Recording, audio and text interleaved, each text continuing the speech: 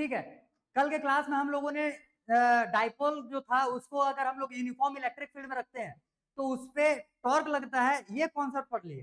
Clear? ये condition कौन सा था, जब उसको कहां पे रखा, कहां पे प्लेस किया गया था, एक यूनिफॉर्म इलेक्ट्रिक फील्ड पे। ठीक है, एक यूनिफॉर्म इलेक्ट्रिक फील्ड में जब किसी एक डाइपोल को प्लेस किया जाएगा तो उस पर टॉर्क लगता है, नेट फोर्स जो रहता है वो जीरो हो जाता है और उस पर एक नेट टॉर्क लगेगा जो कि उसमें रोटेशन लेकर के आता है। क्लियर इतना? कल हम लोगों ने सिर्फ और सिर्फ उसका फॉर्मूला तक डिराइव किया हुआ था, आज उसके कंडीशंस देखेंगे, उसके बाद फिर एक छोटा सा तुम्हारा टॉपिक बस होगा उसमें से नॉन यूनिफॉर्म इलेक्ट्रिक फील्ड के लिए। क्लियर? वो होने के बाद फिर सीधा हम लोग उतरेंगे न्यूमेरिकल्स पे। देखो ध्यान से, तो कल हम लोग देख रहे थे क्या, torque on a dipole placed in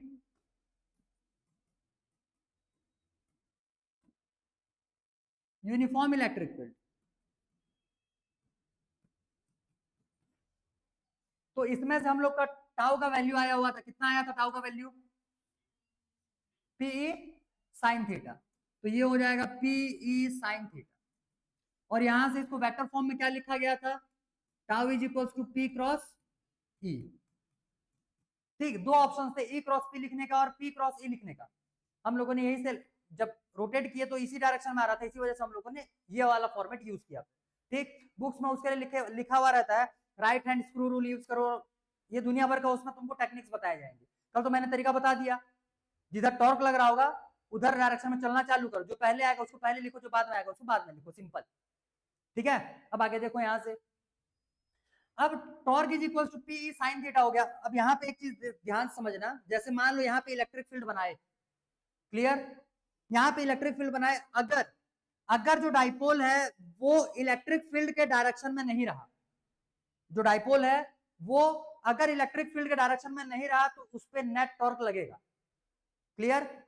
अगर डाइपोल जो है ये इलेक्ट्रिक फील्ड के डायरेक्शन में अगर अलाइन हो जाता है, ठीक, तब उस पर टॉर्क और नहीं लगने वाला, नेट फोर्स तो जीरो है ही है, उसको तो अभी छोड़ दो, हम लोग सिर्फ टॉर्क की बात कर रहे हैं। क्लियर हुआ ये? अगर ये कुछ भी एंगल से इंक्लाइंड रहेगा, कुछ भी एंगल फॉर्म कर रहा होगा, तब के केस पे इस पे कुछ ना कुछ नेट टॉर्क लगेगा। क्लियर हुआ ये? अब ध्यान से देखो, जैसे मान लो मैंने इसको इलेक्ट्रिक फील्ड में ऐसे लिया, ठीक है, अब अगर इसको यहाँ पे ऐसे लिया हुआ है तो यहाँ पे तो इस पे कोई टॉर्क नहीं लग रहा है, लेकिन इसको मैं जैसे जैसे जैसे जैसे ऊपर करते जाऊंगा इस पे पोटेंशियल बढ़ते जाएगा। ठीक, अभी पोटेंशियल एनर्जी आगे देखने वाले हैं हम लोग, तो इस पे जो इसको जब छोड़ेंगे तो इस पे टॉर्क भी क्या लगेगा, तो उस टाइम पे ज्यादा लगेगा, मतलब इसको जितना ऊपर घुमाते जाएंगे इसका टॉर्क बढ़ता जाएगा। क्लियर हुआ ये? बोलने का मतलब ये है कि एंगल बढ़ने के साथ साथ टॉर्क का भी वैल्यू बढ़ते जाएगा। एक ऐसा पॉइंट रहेगा जहां पे कि इसका मैक्सिमम टॉर्क होगा। क्लियर? जैसे मिनिमम टॉर्क कितने डिग्री पे मिला, 0 डिग्री या फिर 180 डिग्री, दोनों पे मिलेगा, अभी देखेंगे दोनों कंडीशन। तो एक या तो 0 डिग्री पे तुमको क्या मिलेगा, मिनिमम टॉर्क या फिर जीरो टॉर्क, और एक दूसरा 180 डिग्री पे तुमको मिलेगा मिनिमम टॉर्क या फिर जीरो टॉर्क। ऐसे ही कोई ना कोई सा एक केस होगा जहां पे तुमको मैक्सिमम टॉर्क देखने के लिए मिल रहा होगा। क्लियर हो गया? तो इसके लिए हम लोगों को बस ये फॉर्मूला देखना है।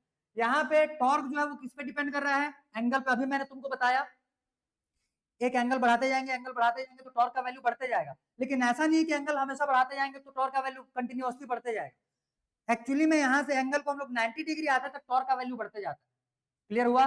फिर उसके बाद जब इसको और आगे एंगल बढ़ाते जाएंगे तो ये फिर धीरे धीरे करके रिड्यूस होना स्टार्ट हो जाएगा। इतने में कोई डाउट नहीं? आ गया समझ में? आगे देखो, तो ये जो थीटा है, थीटा का हमारे पास अलग अलग वैल्यूज लेना है। तो थीटा के हमको कितने वैल्यूज लेने हैं, ध्यान से देखो। पहले एक तो ले लेंगे हम लोग 90 डिग्री, ये तुमको प्रोवाइड करेगा मैक्सिमम टॉर्क। ठीक, एक ले लेंगे हम लोग 0 डिग्री या फिर 180 डिग्री, ये तुमको प्रोवाइड करेगा मिनिमम टॉर्क। क्लियर? और एक स्पेसिफिक केस और इसमें देख लेंगे हम लोग 30 डिग्री का। ठीक, जैसे समझो ये 90 डिग्री पे इस पे टॉर्क लगा है मैक्सिमम। ठीक, तो जनरली दिमाग में ये आएगा कि अगर ये 45 डिग्री पे इंक्लाइंड रहता तो इस पे टॉर्क का जो वैल्यू रहता वो आधा हो जाता। 90 डिग्री पे मैक्सिमम है, मतलब फुल है, समझ लो। क्लियर? अब अगर 45 डिग्री होता तो आधा हो जाता, ये जनरली दिमाग में आएगा अगर ऑब्जेक्टिव क्वेश्चन दे भी दिया जाए और चार ऑप्शन अगर ठोक दिया जाए। ठीक, कि टॉर्क का वैल्यू कितने डिग्री पे हाफ होना है, तब के केस में अगर तुम्हारे दिमाग में 90 डिग्री फुल टॉर्क दे रहा है तो 45 डिग्री हाफ मार करके आ जाओगे वहां से, जबकि हाफ तुमको 45 डिग्री पे ना मिलकर कितने डिग्री पे मिलता है, 30 डिग्री पे मिलता है। क्लियर हो गया? तो इसी वजह से हम लोग ये चारों एंगल्स के केस को यहाँ पे डिस्कस करेंगे। कोई डाउट इसमें? नहीं? अब ध्यान से समझो। जैसे इधर वाले को लिए हुए थे हम लोगों ने पॉजिटिव क्यू, और इधर वाले को लिया हुआ था माइनस क्यू, और इलेक्ट्रिक फील्ड का डायरेक्शन था इस साइड में, ये। क्लियर? क्लियर? और ये जो इलेक्ट्रिक फील्ड है ये पॉजिटिव चार्ज को उधर रिपेल करता है और नेगेटिव चार्ज को इधर अट्रैक्ट करता है। इतना समझ में आ गया? अब पहले हम लोग लेते हैं 90 डिग्री वाला केस। तो 90 डिग्री वाला केस क्या हो जाएगा? टॉर्क मैक्स,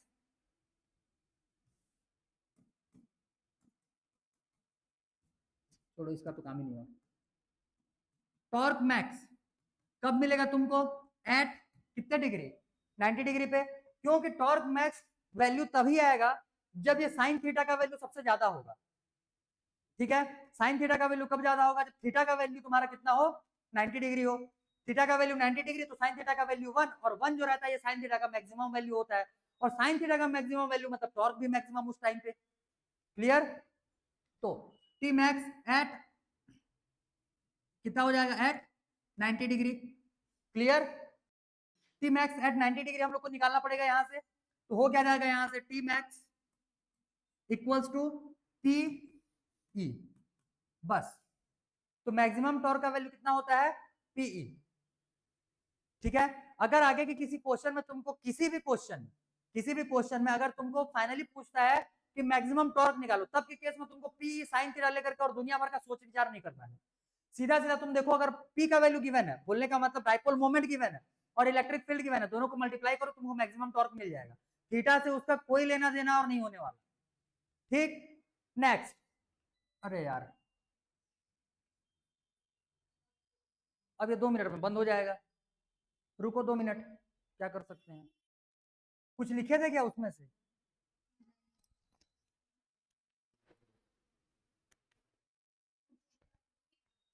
हाँ हाँ, उसमें तो कुछ एक्स्ट्रा तो वैसे था नहीं। ठीक है, चलो। तो अब उतना सबमिट दिया, अब उतना सारा कुछ मैं नहीं लिख रहा। ठीक है? उतना सारा कुछ मैं नहीं लिख रहा। अब मैं सीधा तुमको मैं वो जो 3 केसेस हम लोग लेने वाले हैं, एक 0 डिग्री का, 180 डिग्री का, एक 90 डिग्री का और एक 30 डिग्री का। ठीक है? वो तीनों केसेस मैं बस तुमको बता रहा हूँ, ध्यान से देखो। सबसे पहला हम लोग जैसे 0 डिग्री लेते हैं, तो यहाँ पे 0 डिग्री पे मिनिमम टॉर्क आ जाएगा। ठीक? 0 डिग्री पे क्या आ जाएगा? मिनिमम टॉर्क, और साथ साथ 180 डिग्री पे भी तुम्हारा मिनिमम टॉर्क आ जाएगा। मैक्सिमम टॉर्क तो 90 डिग्री पे देख लिए। अब देखो ध्यान से, ये जो तुमको ये राउंड शेप में दिख रहा है, इसको तुम लोग पॉजिटिव साइड मान लो अभी के लिए, और ये नेगेटिव साइड मान लो। क्लियर?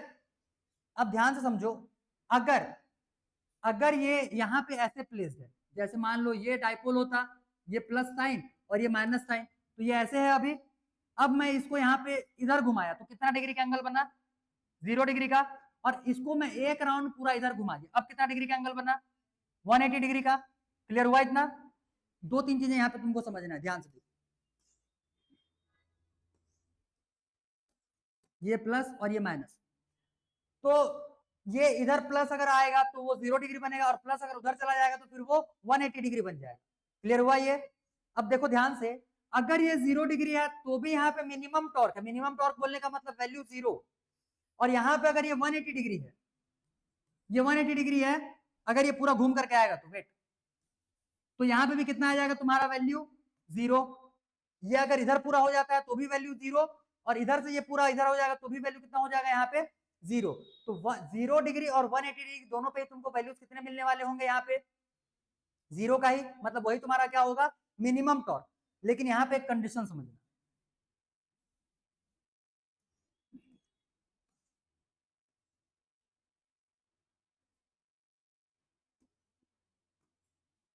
अब जैसे मान लो ये प्लस है और ये माइनस है, एक कंडीशन, और दूसरा ये हो जाएगा माइनस और ये हो जाएगा प्लस, तो ये 180 डिग्री की, ये 180 डिग्री, ऊपर वाला 180 डिग्री, ये हो जाएगा 180 डिग्री, और ये कितना हो जाएगा? 0 डिग्री। अब दोनों में एक चीज ध्यान से देखना, जैसे मान लो मैं यहाँ पे एक गोला बनाया, हालांकि ये सब पिछले साल पढ़ाए हुए थे, लेकिन किसी के भेजे में तो रहेगा नहीं। ध्यान से देखो, एक छोटा सा मैं बॉल लिया, एक छोटा सा मैं बॉल लिया और बॉल को लेकर के मैं यहाँ ऊपर में रखा, ऐसे ऊपर में रखा, स्टैटिक है, ठीक है, स्टैटिक है, ऐसे स्टैटिक है कि जब तक उस पर किसी तरफ का फोर्स नहीं लगाएंगे तब तक वो उधर जाएगा ना इधर आएगा। बोलने का मतलब वो स्टेबल स्टेट में है वहां पे। एक तो हो गया ये स्टेबल स्टेट। दूसरा देखो, इसी बॉल को मैं यहाँ पे अंदर में गोले में रख दिया, ठीक है, ये भी यहाँ पे स्टेबल है, ये भी स्टैटिक स्टेट में है, ये भी आगे पीछे किधर भी मोशन नहीं करेगा जब तक इस पे कोई फोर्स ना लगे। ये दोनों क्लियर हुआ पॉइंट। अब ध्यान दो यहाँ पे, अगर मैं इसको हल्का सा ऐसे धक्का देता हूं तो ये भाग जाएगा, नीचे गिर जाएगा, और इसको अगर थोड़ा सा भी हल्का देते हैं तो ये वापस अपने पोजीशन पे आ जाएगा। क्लियर हुआ। अगर इसको धक्का देंगे तो ये क्या हो जाएगा, आगे चला जाएगा। क्लियर। और इसको अगर थोड़ा सा भी हम लोग धक्का देते हैं, थोड़ा सा भी डिस्प्लेस करते हैं तो ये अपने अपने प्लेस पे रिटर्न हो जाएगा। क्लियर हुआ। होने को दोनों ही कौन से केस थे, स्टेबल केस, स्टैटिक केस थे, समझे इतना, ठीक है। अब ये भी इक्विलिब्रियम है और ये भी इक्विलिब्रियम है, यहाँ पे भी ना उधर जा रहा है ना इधर जा रहा है, वहीं पे खड़ा है, यहाँ पे भी ना उधर जा रहा है ना इधर जा रहा है, यहाँ पे भी खड़ा हुआ है, तो दोनों ही कौन से केसेस हो जाएंगे, इक्विलिब्रियम के। सेम वैसे ही 0 डिग्री और 180 डिग्री भी क्या होते हैं, इक्विलिब्रियम के स्टेट होते हैं, ठीक। लेकिन इसमें से एक को हम लोग बोलते हैं स्टेबल इक्विलिब्रियम, ठीक, और एक को बोला जाएगा इसमें अनस्टेबल इक्विलिब्रियम। बोलने का मतलब यहाँ पे ये है कि अगर इसमें देखो इलेक्ट्रिक फील्ड का डायरेक्शन किधर से किधर, इधर से उधर जा रहा है, तो ये पॉजिटिव चार्ज को उधर फेंकेगा कि नेगेटिव चार्ज को उधर फेंकेगा, पॉजिटिव चार्ज को, तो पॉजिटिव इधर है और नेगेटिव इधर है, ठीक। क्लियर हुआ। और इसमें देखो पॉजिटिव इधर आ गया है और नेगेटिव उधर चला गया है। अब अगर मैं इसको हल्का सा पकड़ करके, हल्का सा पकड़ करके मैं ऐसे अगर फोर्स डाला, थोड़ा सा ऊपर किया, तो ये सीधा उधर घूम करके भाग जाएगा, सीधा घूम के भाग जाएगा, क्योंकि ये पॉजिटिव चार्ज को जो भी इलेक्ट्रिक फील्ड उस डायरेक्शन में लग रहा है, ये उसको रिपेल करके दूर भेजने का कोशिश करेगा हमेशा। क्लियर। तब के केस में इसमें हल्का सा भी अगर हम लोग ऑसिलेशन लेकर के आते हैं तो ये घूम करके दूसरे पार्ट में चला जाएगा, तो इसको हम लोग कैसा इक्विलिब्रियम बोलेंगे, अनस्टेबल इक्विलिब्रियम, ये रुकेगा नहीं। दूसरा समझो, इसको अगर थोड़ा सा मैं ऊपर किया तो ये वापस यहीं पे आ जाएगा। क्लियर। जैसे मान लो इसको ऐसे हल्का सा ऐसे ऊपर किया तो ये वापस ऐसे ऑसिलेट करते हुए अपने ही प्लेस में फिर से स्टेबल हो जाएगा। क्लियर हुआ। तो इस टाइप के इक्विलिब्रियम को क्या बोलेंगे, स्टेबल इक्विलिब्रियम। और हल्का सा इसमें ऑसिलेशन ऐसे किए तो ये सीधा पलट जाएगा ऐसे। क्लियर हुआ ये। तो 0 डिग्री को क्या बोलते हैं हम लोग, स्टेबल इक्विलिब्रियम का कंडीशन, और 180 डिग्री को क्या बोलेंगे, अनस्टेबल इक्विलिब्रियम का कंडीशन। ये समझ में आ गया पूरा, बन जाएगा ये। 90 डिग्री क्या था, मैक्सिमम टॉर्क, ये दोनों मिनिमम टॉर्क है, और मिनिमम टॉर्क में भी एक हो जाएगा अनस्टेबल और दूसरा हो जाएगा स्टेबल स्टेट में। और तीसरा कंडीशन जो हम लोग को देखना था 30 डिग्री का, वो देख लो। अगर हम लोग theta is equal to 30 degree लेते हैं, तब के केस में टॉर्क इज इक्वल टू क्या हो जाएगा, ये P E sine 30 degree. Sine 30 का वैल्यू, अगर साइन 30 का वैल्यू कितना होता है, 1/2 ना, तो ये 1/2 मल्टीप्लाई बाई पी ई। अब देखो जो मैक्सिमम टॉर्क आया हुआ था कितने डिग्री पे, 90 डिग्री पे, आधा टॉर्क हो गया कितने पे, 30 डिग्री पे। क्लियर हुआ। तो टॉर्क का वैल्यू आधा कब होता है, अगर मैक्सिमम टॉर्क का आधा वैल्यू कितने डिग्री पे मिलेगा बोलने से, 45 पे मत लिख लेना। अब तो समझ गया वो कितने डिग्री पे आएगा, 30 डिग्री पे आएगा, बन जाएगा ये। चलो ये 4 केसेस बनाओ, सॉरी 3 केसेस बनाओ। एक at 90 degree, theta is equals to 90 degree, at theta is equals to 0 degree और 180 डिग्री। दोनों को एक साथ में लिखना है, एक को बताना है स्टेबल, दूसरे को बताना है अनस्टेबल। और थीटा इज इक्वल्स टू एक लेना है तुमको 30 डिग्री। बस 3 केसेस बनाओ। लिखना पड़ेगा क्या आप मेरे को, लिख लोगे ना। और भाई 3 केसेस तो बनाने हैं। एक तो आ जाएगा यहाँ पे मैक्सिमम टॉर्क 90 डिग्री, यहाँ पे क्या आ जाएगा, टाउ मैक्स। ये हो जाएगा minimum torque, tau main. Clear. और ये हो जाएगा हाफ टॉर्क, तो ये क्या हो जाएगा, टाउ हाफ। बस 3 कंडीशन देखने हैं।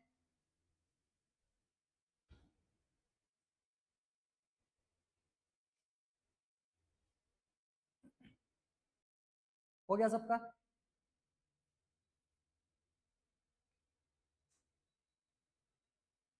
आगे देखो अब, अब इसके बाद हम लोग देखेंगे,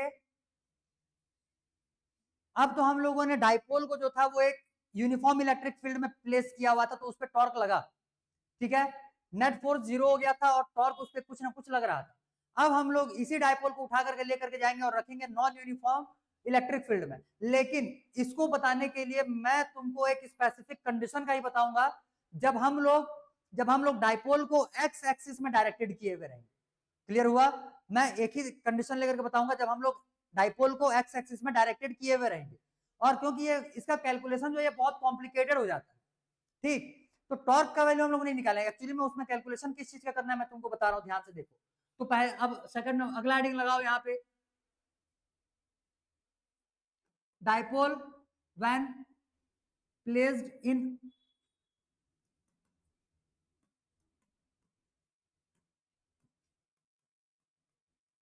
dipole when placed in non-uniform electric field.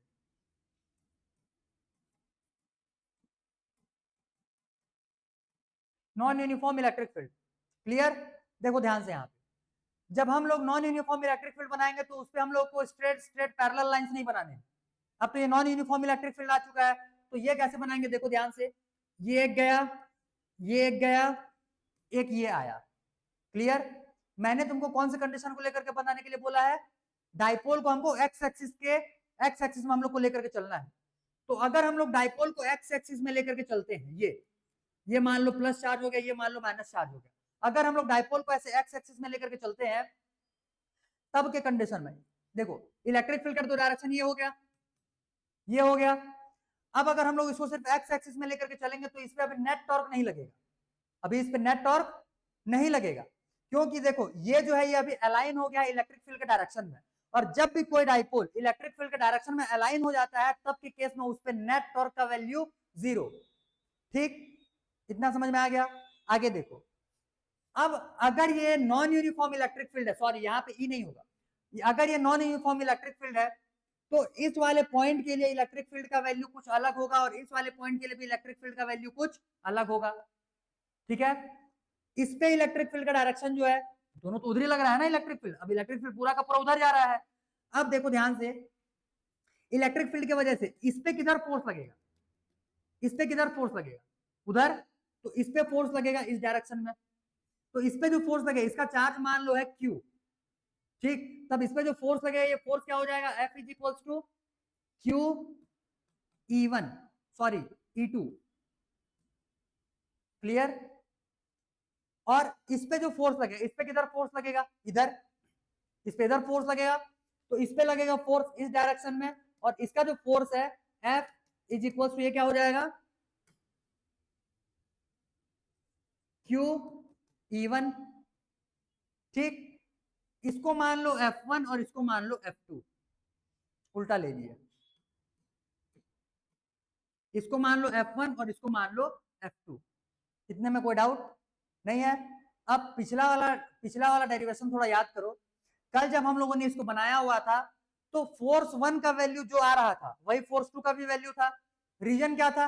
Charges तो सेम थे, लेकिन कल जब हम लोग देखे हुए थे तो हम लोग यूनिफॉर्म इलेक्ट्रिक फील्ड के लिए देखे हुए थे, तब के केस में इस वाले पोजीशन के लिए भी इलेक्ट्रिक फील्ड का वैल्यू E, और इस वाले पॉइंट के लिए भी इलेक्ट्रिक फील्ड का वैल्यू E, लेकिन ये नॉन यूनिफॉर्म इलेक्ट्रिक फील्ड होने की वजह से अलग अलग पॉइंट पे इलेक्ट्रिक फील्ड का वैल्यू अलग अलग हो जाएगा, जिसके वजह से फोर्सेस का भी वैल्यू जो रहेगा या मैग्नीट्यूड जो रहेगा वो दोनों ही चार्जेस के लिए क्या हो जाएगा? डिफरेंट हो जाएगा, समझे इतना? तब के केस में कल जब हम लोग non uniform sorry uniform electric field देखे हुए थे, तो उस पे नेट फोर्स का वैल्यू कितना आया था? 0, नेट फोर्स का वैल्यू कितना आया था वहां पे? 0, लेकिन आज नेट फोर्स का वैल्यू यहाँ पे 0 नहीं आएगा। अब यहाँ पे हम लोग निकालेंगे एफ नेट, क्या निकालेंगे? F net. अब F net is equal to क्या हो जाएगा? F2 माइनस F1, ठीक है, उल्टा ले लिए, F1 माइनस F2, क्योंकि बड़ा क्वांटिटी F1 होगा,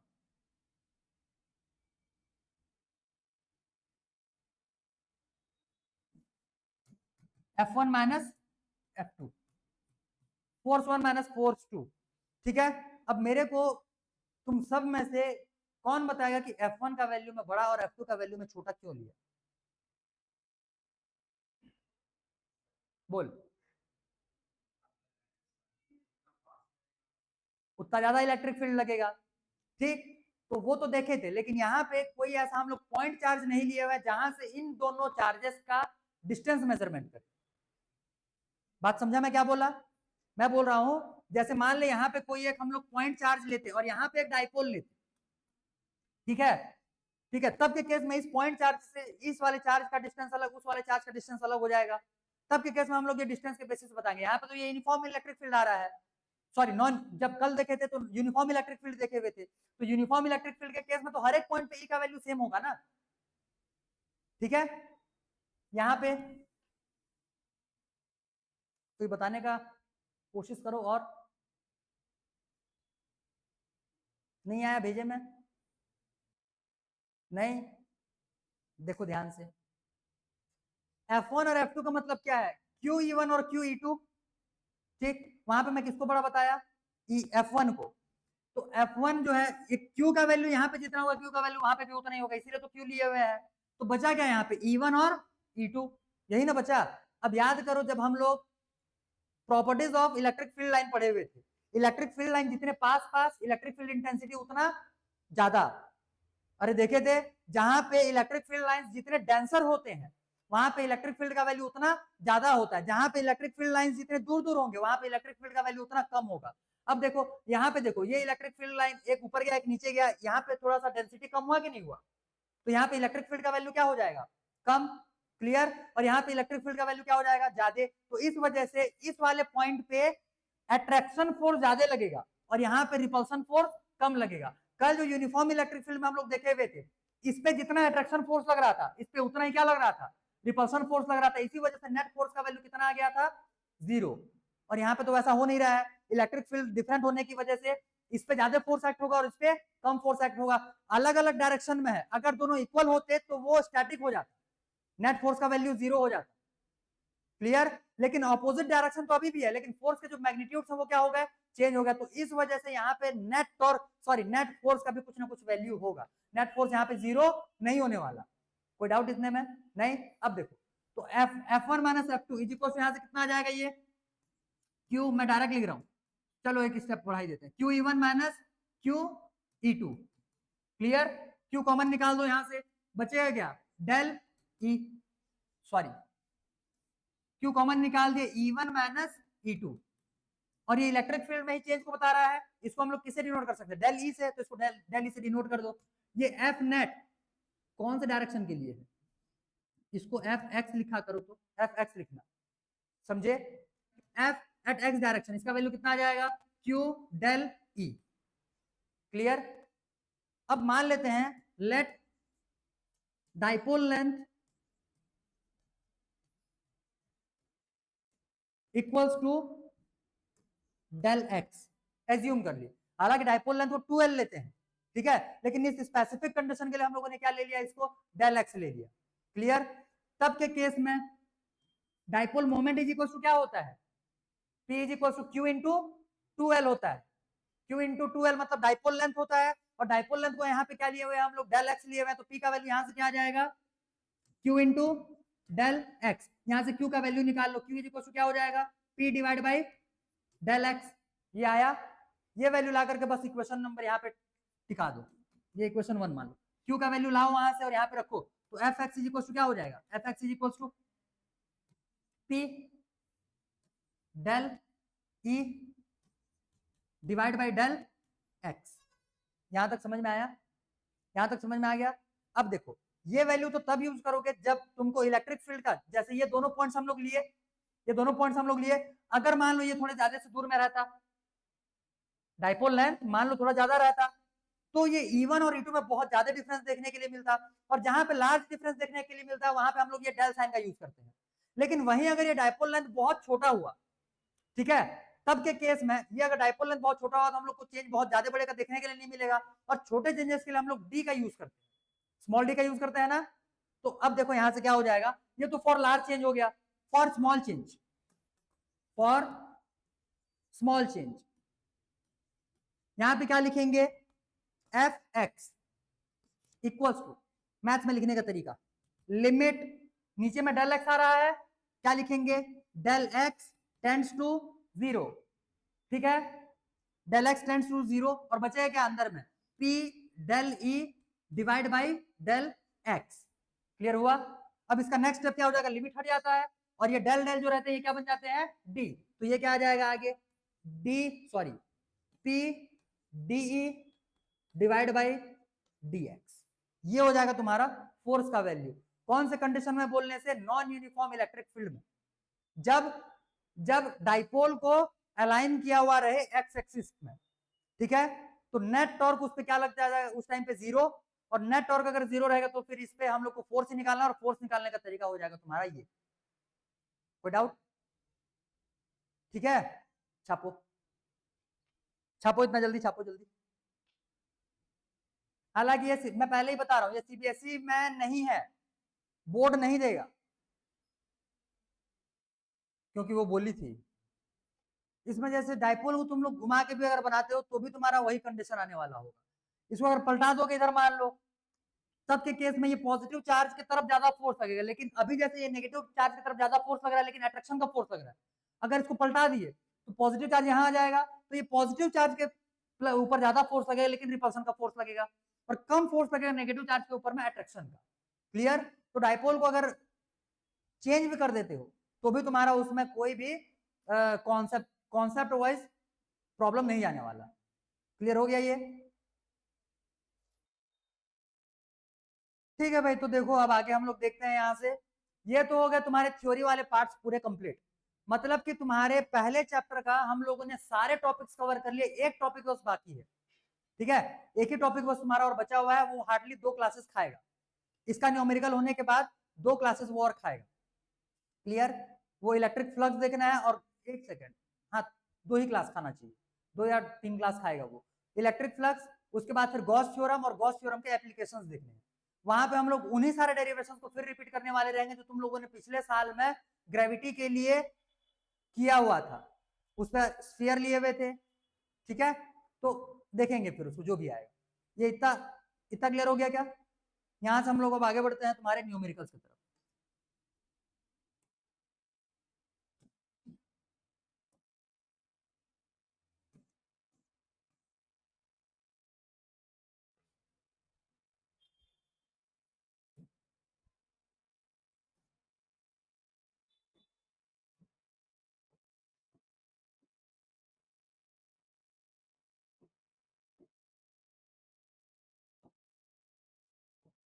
देखो बहुत ही इजी सा क्वेश्चन है।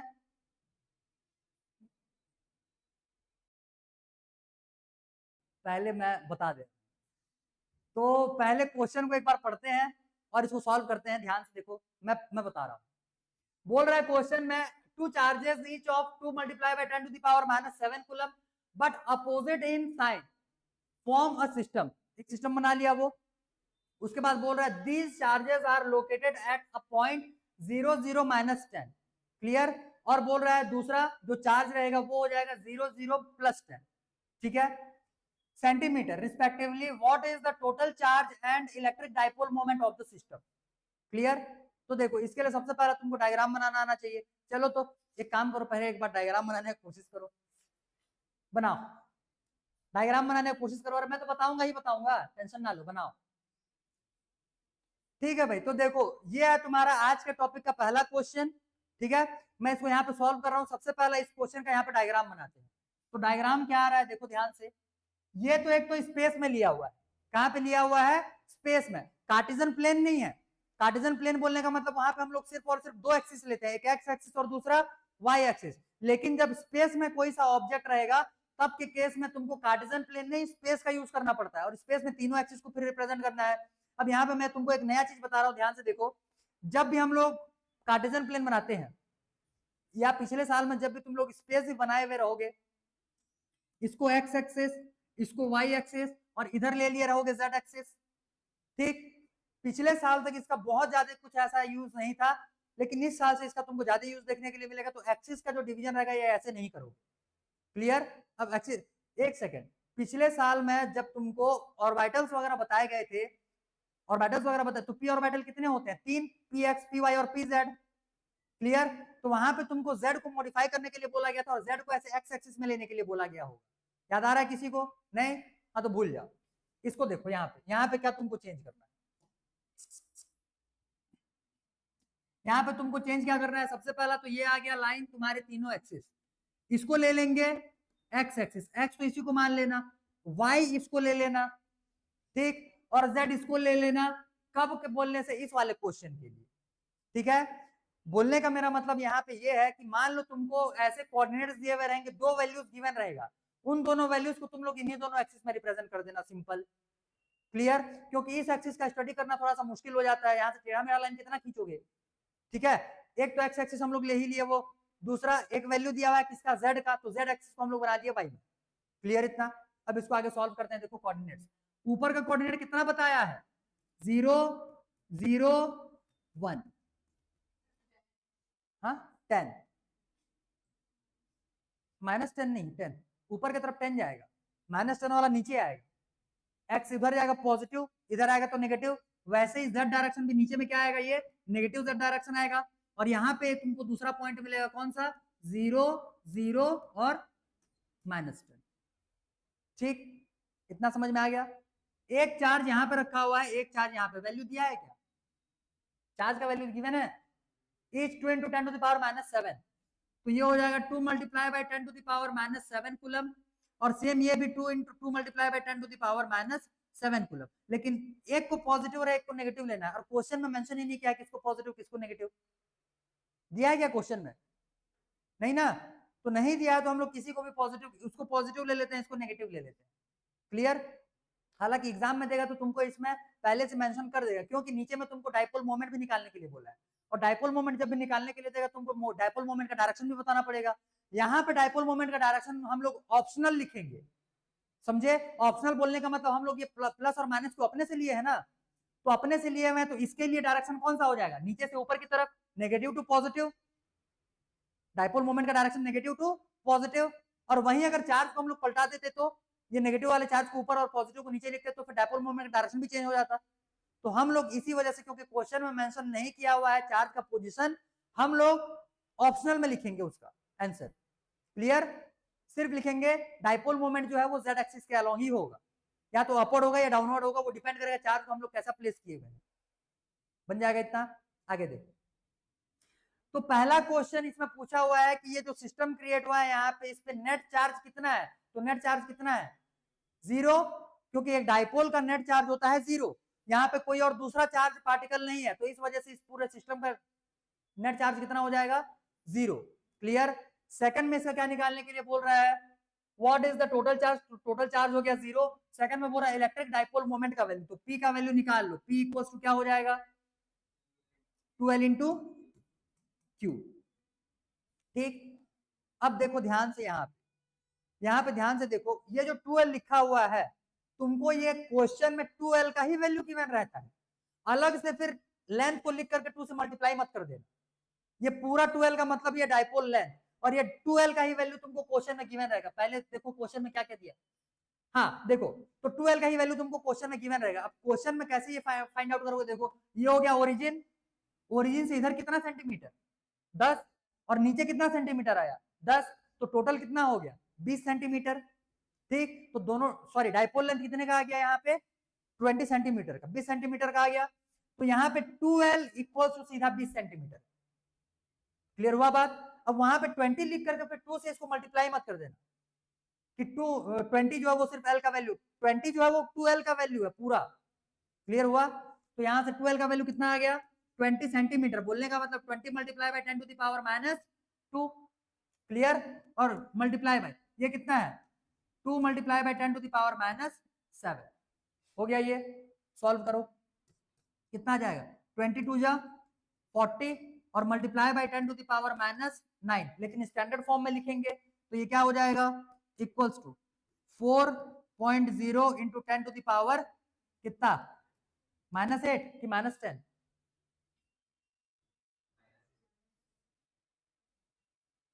लिखो।